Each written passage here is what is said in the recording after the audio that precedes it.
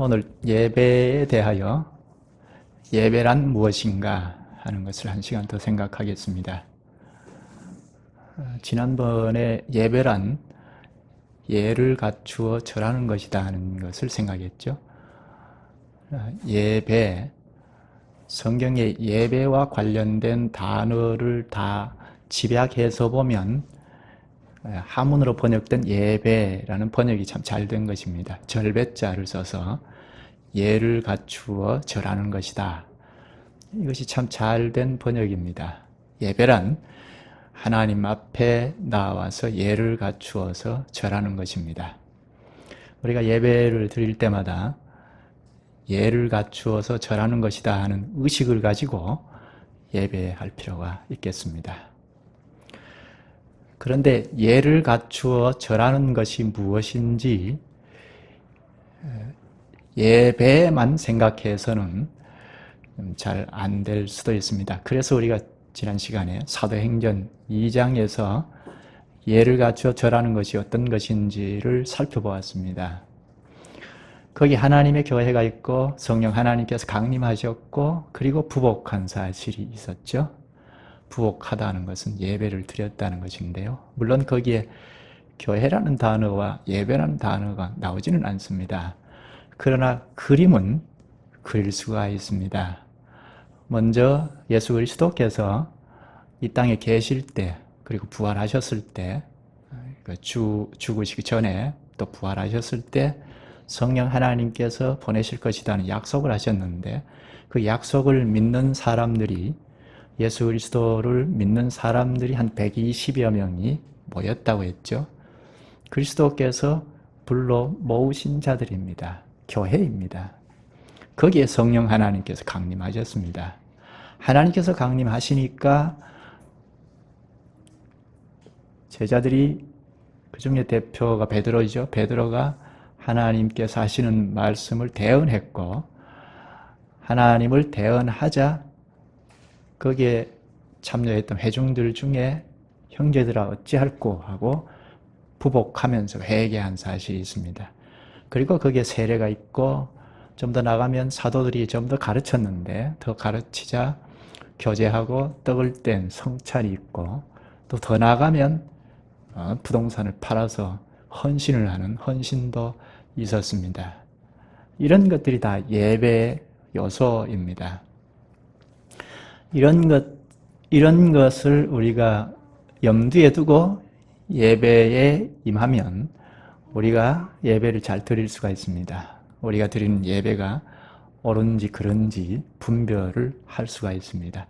오순절에 하나님의 교회가 있었고 하나님이 강림하셨고 그리고 거기에 부복한 이런 그림을 의식하면서 예배할 필요가 있습니다. 여기 교회와 예배는 붙어 있다고 했는데요. 교회 그리고 예배 이것의 전형은 구약의 시내산 아래에 모인 회중들에게서 찾아볼 수가 있습니다. 애굽에서 노예 생활을 하던 이스라엘을 하나님께서 기이하신 손길로 구원해 내셔서 시내산 아래로 다 불러 모으셨습니다. 거기에서 교회 그리고 예배 전형을 볼 수가 있습니다. 앞에서 읽은 민수기에서 볼 수가 있는데요. 한번 볼까요? 신명기인데요. 신명기 4장 본문을 좀 보십시다.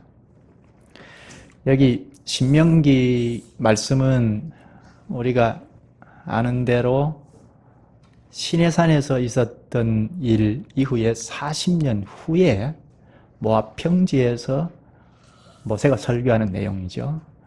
그런데 오늘 본문은 40년 전에 시내산에서 있었던 일을 설명하고 있습니다. 4장 10절을 보십시다. 내가 호렙산에서 내 하나님 여호와 앞에 섰던 날에 여호와께서 내게 이르시기를 나에게 백성을 모으라. 내가 그들에게 내 말을 들려주어 그들이 세상에 사는 날 동안 나를 경외함을 배우게 하며 그 자녀에게 가르치게 하리라 하시매. 여기 호렙산은 시내산입니다. 시내산 아래에 이스라엘 백성들이 다 회집했습니다. 회집했는데 하나님께서 애굽에 노예 생활을 했던 자들을 구출해 내셔서 모였죠. 하나님께서 모이게 하셨으니까 교회이죠. 내가 호렙산에서 내 하나님 여호와 앞에 섰던 날에 하나님 앞에 섰다는 것은 교회가 할 수 있는 일이죠. 그리고 하나님 앞에 섰다는 것은 예배입니다. 교회이고 예배이죠. 내 하나님 여호와 앞에 섰던 날에 여호와께서 내게 이르시기를 나에게 백성을 모으라. 하나님께서 백성들을 불러 모으신 것입니다. 하나님께서 모으셨다 하는, 주님이 모으셨다 하는 이것이 교회입니다. 물론 여기에 교회라는 말은 없습니다. 그러나 하나님께서 불러 모으셨고 하나님께서 임재하셨습니다. 교회만이 그렇죠. 교회입니다. 하나님께서 이미 이스라엘 백성들이 노예 생활을 할 때 그 백성들을 내 백성이라고 하셨습니다. 노예 생활을 하던 이스라엘 백성들에게 내 백성이라고 말씀하신 적이 아주 자주 있었는데요. 한 곳만 우리가 찾아보십시다. 출애굽기 5장인데요. 잠깐 찾아보고 다시 본문 이쪽으로 오십시다. 시내산 아래에 불러 모으셔서 비로소 하나님의 백성이 아니고 이미 노예 노릇했던 애굽에서 벌써 하나님께서 내 백성이라고 하셨는데요. 여러 곳이 있는데 대표로 출애굽기 5장 1절만 보십시다. 그 후에 모세와 아론이 바로에게 가서 이르되 이스라엘의 하나님 여호와께서 이렇게 말씀하시기를, 하나님이 말씀하시는데 내 백성을 보내라. 그러면 그들이 광야에서 내 앞에 절기를 지킬 것이니라 하셨나이다. 하나님께서 애굽 왕 바로에게, 물론 아론과 모세를 보내서 대신 말씀하시는데 바로에게 내 백성을 보내라 하죠. 이스라엘 백성들은 바로의 백성이 아니라는 것입니다. 하나님께서 내 백성이라고 하십니다. 하나님의 백성이면 교회이죠.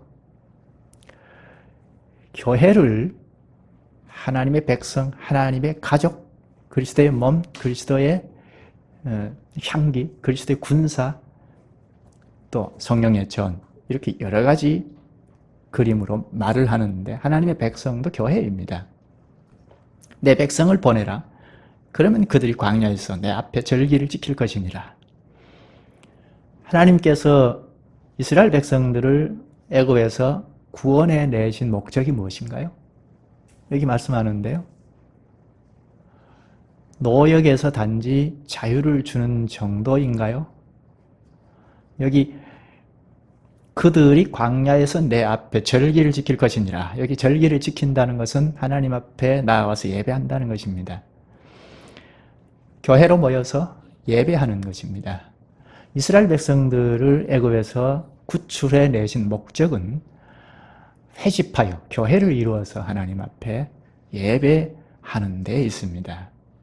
오늘 우리가 구원된 목적은 무엇이죠? 이 세상에서 그리스도와 연합하여 구원된 목적은 첫째는 그리스도와 연합하여 연합체를 이루는 교회를 이루는 것이고, 교회를 이루어서 당연히 하나님 앞에 예배하는 것이 우리가 구원된 목적입니다. 교회와 예배는 붙어 있습니다. 교회를 형성하여 예배하는 목적을 놓고 하나님께서 내 백성이라고 하십니다. 하나님의 백성만이 하나님 앞에 예배를 드리죠. 이 땅에서 우리가 구원을 받아서 하나님 앞에 나와서 부복하는 이 생활을 매주 하는데, 이렇게 생활해 나가다가 하늘나라에 가면 무엇하죠? 하늘나라에 가서도 역시 예배하죠. 그때는 그리스도와 신령한 몸을 이루어서 전혀 결격 사유가 없는 신령한 몸을 이루어서 마치 한 사람이 움직이듯이 하나님 앞에 부복하고 살아갑니다. 그게 영원한 세계입니다. 그럼 예배하는 목적이 무엇인가요? 이 땅에서부터 우리가 구출을 받아서 주님 앞에 나와서 교회를 이루어서 예배를 드리는 목적이 무엇이죠? 본문으로 다시 돌아가죠. 신명기입니다. 하나님께서 구원하신 목적은 우리를 그리스도와 연합하여 교회를 이루어서 하나님 앞에 부복하는, 예배하는 것이라고 했는데요. 예배의 목적은 그럼 무엇인가? 본문 신명기 4장 10절 중간부터 보십시다. 내가 그들에게 내 말을 들려주어, 하나님의 말씀을 들려주어 그들이 세상에 사는 날 동안 나를 경외함을 배우게 하며 그 자녀에게 가르치게 하리라 하시매. 예배의 목적은 하나님을 뵙는 겁니다.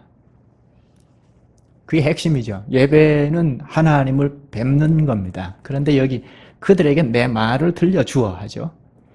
하나님의 말씀을 들려준다. 하나님은 말씀으로 계시고 말씀으로 오시죠. 말씀을 들으면 하나님을 뵙는 것입니다. 예배는 하나님을 뵙는 겁니다. 하나님을 뵈면 여기 첫째는 그들이 세상에 사는 날 동안 나를 경외함을 배우게 하며, 세상에 사는 날 동안 하나님을 경외하는 것을 배우는 것이 예배에 있습니다.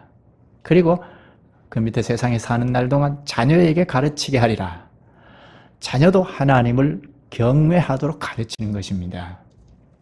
예배의 목적은 하나님을 뵙는 겁니다. 하나님을 뵈면 세상에 살아가는 동안 하나님을 경외하는 것을 배웁니다. 하나님을 두려워하는 것을 배웁니다. 자녀들도 우리와 함께 예배하는 것은 자녀도 하나님을 경외하는 것을 가르치기 위함입니다. 하나님을 경외하고 하나님을 두려워하는 사람이라야 이 세상 어디에서도 하나님 앞에서 살아가죠. 하나님을 두려워하지 아니하면 자기 마음대로 삽니다. 자녀들도 하나님을 두려워하는 것을 가르침받지 않고 가르치지 않으면 자녀 양육은 실패입니다. 예배하는 목적은 한마디로 하나님을 뵙는 것인데, 하나님을 뵈면 두려움을 배웁니다. 실제로 예배가 하나님을 경외하는 것을 배우느냐 한번 보십시다. 11절을 볼까요? 너희가 가까이 나와서 산 아래에 서니 그 산에 불이 붙어 불길이 충천하고 어둠과 구름과 흑암이 덮였는데, 산에 불이 붙어 불길이 충천하고 밝다는 거죠. 환하다는 겁니다. 또 어둠과 구름과 흑암이 덮였는데, 이건 칠흑같이 어둡다는 겁니다. 신비한 일입니다. 환히 밝고 칠흑같이 어둡고, 이건 자연현상으로는 불가능한 일인데 이 신비한, 여기에 하나님께서 강림하셨습니다.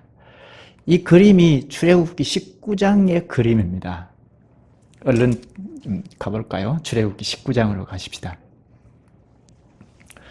예배의 목적은 하나님을 뵙고 경외하는 것이라고, 경외하는 것을 배운다고 했는데요. 지금 하나님께서 시내산 위에 강림하실 때 상황을 우리가 봅니다. 하나님께서 이스라엘을 애굽에서 불러내어 시내산 아래에 다 모으셨습니다. 거기에서 강림하시는데요. 그 상황은 참 신비합니다. 출애굽기 19장 16절을 먼저 보죠. 셋째 날 아침에 우레와 번개와 빽빽한 구름이 산 위에 있고 나팔 소리가 매우 크게 들리니 진중에 있는 모든 백성이 다 떨더라. 19장 전체를 읽으면 좀 더 그릴 수 있는데 대표로 16절만 보았습니다. 여기 백성들이 두려워서 떨고 있다고 하죠. 하나님께서 불러 모으신 회중이 떨고 있습니다. 두려워하고 있습니다. 하나님 가까이에 서면 두렵죠. 물론 하나님께서 사랑하시기 때문에 회중들에게, 자기 백성에게 임하셔서 함께 하시는데, 하나님의 극진하신 사랑을 인식할 수 있지만 두렵습니다. 사랑과 두려움이 같이 있습니다. 우리가 하나님을 만날 때 어떻게 만나죠? 말씀으로 만나죠. 어느 시대에는 말씀으로 만납니다. 음성으로 만나죠. 19절을 볼까요? 나팔 소리가 점점 커질 때 모세가 말한 즉 하나님이 음성으로 대답하시더라. 하나님께서 음성으로 함께 하십니다. 말소리로, 말씀으로 임하십니다. 오늘 우리에게도 지금 음성으로 우리와 함께 하십니다. 그러니까 우리가 말씀으로 하나님을 뵙죠.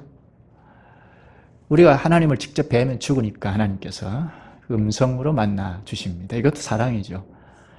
하나님의 음성을 들으면 우리가 두려워합니다. 그게 사실인가? 옆에 20장으로 갈까요? 20장 17절까지 하나님께서 직접 음성으로 10마디 계명을 주십니다. 10계명을 하나님께서 직접 음성으로 들려주십니다. 그러자 백성들이 죽게 생겼습니다. 그래서 20장 19절에 보면 모세 당신이 우리에게 말씀하셔서 우리가 듣겠나이다. 하나님이 우리에게 말씀하지 말게 하셔서 우리가 죽겠나이다 했습니다. 그때부터 하나님께서 대언자를 세우셨습니다. 사람이 이제 하나님을 대언하는데요. 사람이 하나님을 대언하니까 이제 두렵지 않습니까? 믿음의 눈으로 보면 하나님의 말이니까, 하나님이 말로 오시니까 역시 두렵습니다. 믿음이 없는 사람은 대언하는 사람만 보게 되죠. 대언하지만 하나님의 말이 대언이 될 때는 두려운 것입니다. 우리가 지난번 오순절날 상황을 보았지 않습니까? 성령께서 강림하시고 하나님께서 하시는 말씀을 사도들이 대언을 하니까 형제들 어찌할꼬 하고 부복하지 않았습니까? 죽게 생겼습니다. 하나님의 말씀을 대언하면 이렇게 두려워지는 겁니다. 앞에서 예배의 목적은 하나님을 뵙는 것이라고 했는데 하나님을 뵈면 두려움을 배운다고 했습니다.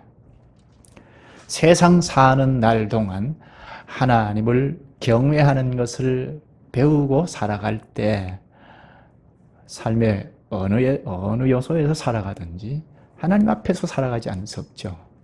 이게 참 중요합니다. 예배에서 하나님을 뵙고 하나님 경외하는 것을 배우고 살아갈 때 우리 삶의 어느 곳에서도 하나님 앞에서 경외하면서 살아갈 수 있습니다. 하나님을 두려워하는 사람이 자기 마음대로 살 수 있을까요? 하나님의 백성답게 살아갑니다. 따라서 예배에서 가장 중요한 것은 하나님을 뵙는 것입니다. 하나님은 말씀으로 오시니까 그 말씀이 제일 중요하죠. 예배에서 말씀이 없어도 예배는 가능합니다. 성령께서 함께 하시니까 예배가 가능합니다. 그러나 하나님께서 우리와 함께 하신다는 것을 객관화해서 우리가 체득하기는 쉽지 않죠. 그런 점에서 대언하는 말씀이 중요합니다. 말씀과 함께 하시는 하나님을 뵙고 경외함을 받아서 경외함을 배워서 우리 삶의 현실에서도 하나님 앞에서 예배하는 심정으로 살아갈 수 있습니다. 다시 19장으로 가서요. 16절을 보죠. 하나님께서 불러 모으실 때 나팔을 사용합니다. 출애굽기 19장 16절 셋째 날 아침에 우레와 번개와 빽빽한 구름이 산 위에 있고 나팔 소리가 매우 크게 들리니 진중에 있는 모든 백성이 다 떨더라. 여기 나팔 소리가 매우 크게 들리니, 나팔 소리는 하나님께서 임재하신다는 신호입니다. 또 하나님의 백성들을 하나님께서 불러 모으신다는 신호입니다. 하나님께서 임재하셔서 자기 백성들을 불러 모으실 때 나팔 소리를 들려주십니다. 시내산에서 이렇게 하나님이 강림하셔서 나팔 소리로 자기 백성들을 불러 모으셨습니다. 따라서 그 이후에 계속해서 나팔 신호음이 들리면 백성들이 하나님 앞으로 회집했습니다. 앞으로 예수님께서 다시 오실 때도 나팔 신호음을 주셔서 재림하십니다. 데살로니가전서 4장 16절에 보면 주께서 호령과 천사장의 소리와 하나님의 나팔 소리로 친히 하늘로부터 강림하시리니, 하나님의 나팔 소리, 그게 어떤 소리인지 정확하게 알 수가 없는데 하나님의 나팔 소리가 들리면 주님께서 다시 오십니다. 마태복음 24장 31절에 그가 큰 나팔 소리와 함께 천사들을 보내리니 그들이 그의 택하신 자들을 하늘 이 끝에서 저 끝까지 사방에서 모으리라. 그리스도께서 재림하실 때 나팔 소리와 천사들을 보내서 택한 백성들을 다 모으신다고 합니다. 이렇게 보면 오늘 우리가 교회로 연합해서 예배를 하는 이것은 그리스도께서 다시 오실 때 다 모이는 것을 미리 연습하는 거죠. 예수님께서 천사와 나팔 소리로 불러 모으실 때 전부 연합하지 않습니까? 지금 그리스도께서 말씀과 성령으로 우리를 불러 모으시는 것은 하나님 앞에 세우는 것입니다. 하나님께서 임하시고 우리는 부복합니다. 재림 때 있을 일이죠. 이것을 우리가 매주 반복하면서 하나님께 가까이 나아갑니다. 교회가 중요한 것은 하나님 앞에 예배하는 것인데요. 예배에서 무엇을 합니까, 우리가? 우리가 매주 모여서 예배하는데 예배에서 무엇을 하죠?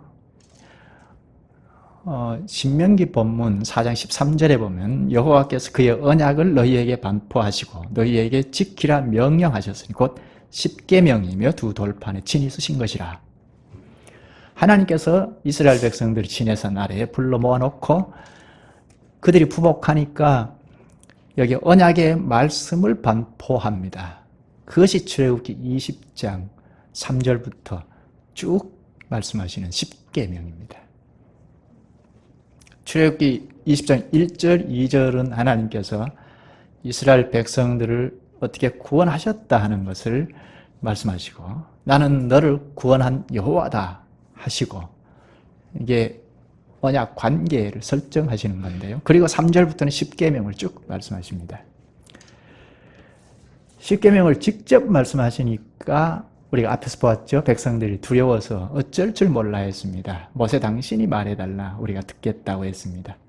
그래서 모세를 세워서 계속해서 말씀을 더 하십니다. 모세를 통하여 하나님께서 세부적인 조항들을 쭉 말씀하십니다. 그것이 23장까지 이어집니다.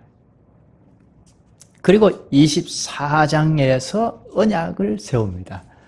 24장으로 가볼까요? 출애굽기 24장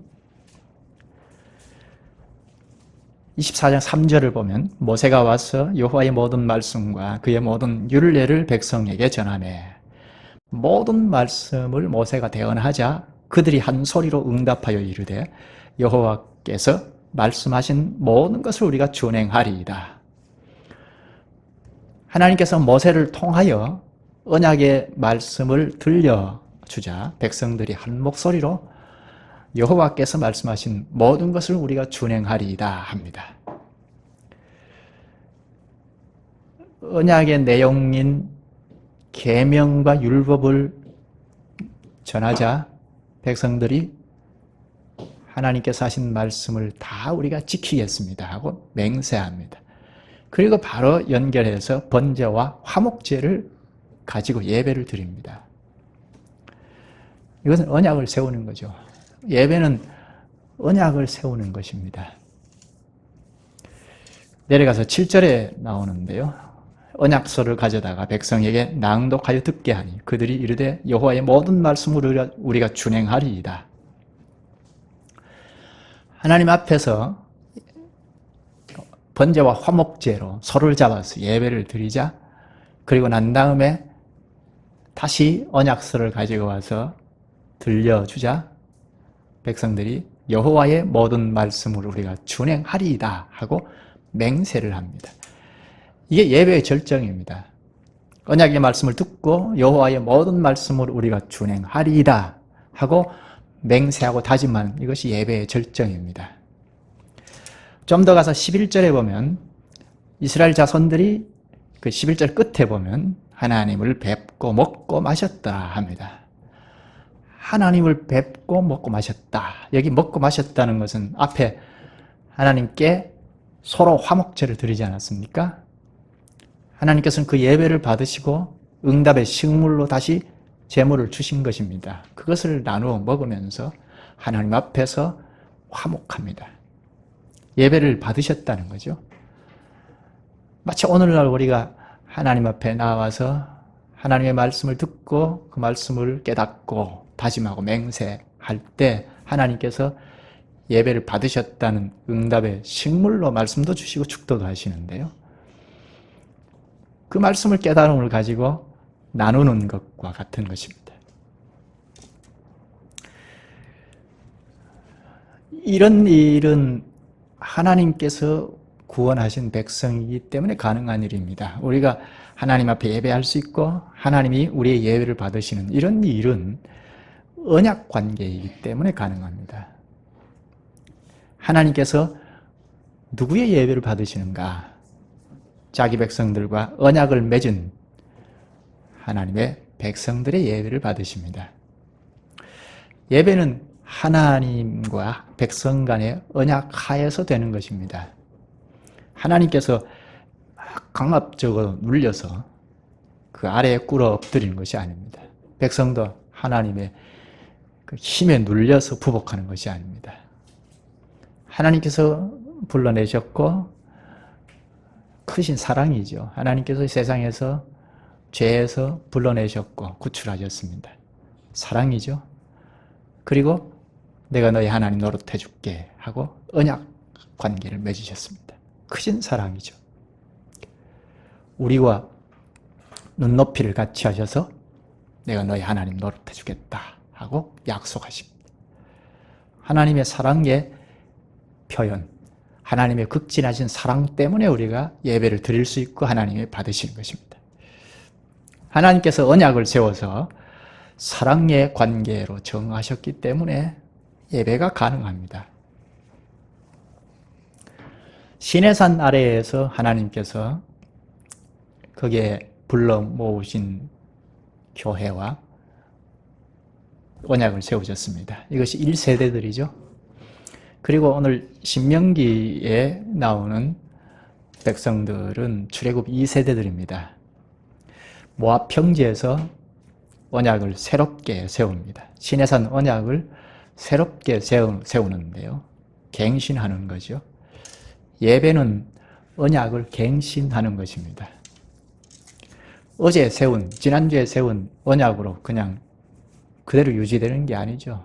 우리가 세상에 나가서 살다 보면 우리 스스로 그 언약을 다 깨뜨리고 살지 않습니까?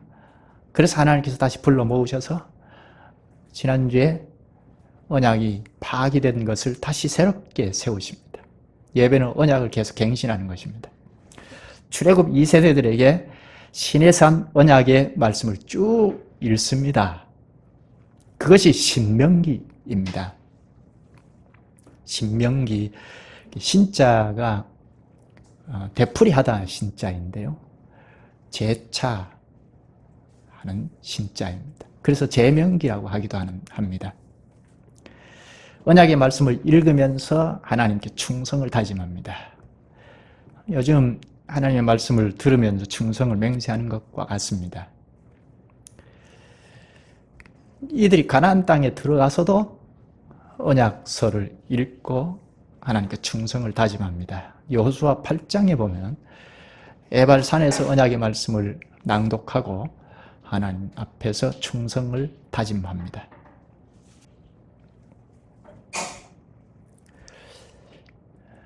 예배에서의 중요한 점은 하나님의 말씀을 읽고 맹세를 다짐하는 것입니다. 예배의 절정은 맹세입니다. 하나님 앞에서 참 백성으로 살겠습니다 하고 맹세하고 결심합니다.